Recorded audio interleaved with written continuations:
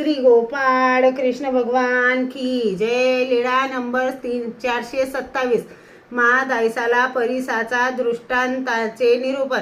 Y नायक नेहमी म्हणत असत की रूपे वाया गेली। महादायसाने सर्वज्ञान पुढे सांगितले, जी वाय नायक असे म्हणतात की रूपे वाया गेली।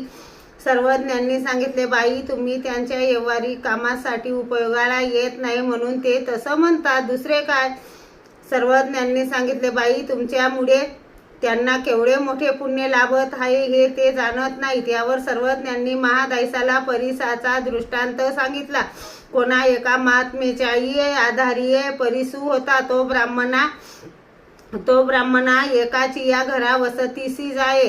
दारी तिटत ऐसे पाणी पडत होते। त्याने तयाचे वस्त्र आंबट ओले ऐसे झाले होते। घरी चिया ब्राह्मणी ओसरीये पिढे घातले, पाय धुतले, तांबिया भरून दिदला। त्याने संध्या केली तव तो ब्राह्मण आला। डोये वानेराची फेडी ते ठेविली, तिये सदू बडे ऐसी ब्राह्मणे। तया ते गाय एकी दुबे, त्याने गाय धुयेली। राळीयाचे किचटे रांधिले, लोणियाचा कवडा ताविला। मग तयासी ठावो केला, तथा दोघाही तो जेविला। तुटकी ऐसी बाज, तियेवरी फाटकी ऐसी वाकड आथोरली।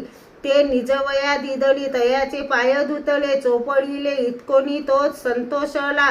तुमची जेतुकी लोखंडे हायती तेतुकी बांधोनी आमची या बाजे बुडी ठेवा। पास फाड इडा कुराडी तुता बांधोनी तयाची बाजे बुडी ठेविली। तो पहाटेची उठिला, अंधारियेचा परेसू काढिला। तेथे लावूनी आपण निघोनी गेला। तो ब्राह्मण उठिला, डोये लोखंडे ठेवूनी शेता घेऊनी गेला। वखरू जुतीला तव पास लवो लागली, नागरू जुतीला तव फाळ लवो लागला। तेथुनी करुती माती फेडी तव माती न फिटे। इडोनी करोनी गवत घेऊ बैसला, तव गवत नेगवे। कुराडी करुनी झाडे फेडू आंधरिली, तव कुराडी वाकली। ऐसा निदावला, लोखंडे डोये ठेवूनी घरा येऊनी आला। दारी लोखंडे घातली, मग म्हणितले, पापिनी कोणासी बिडार दिदले। श्री गोपाळ कृष्ण भगवान की जय।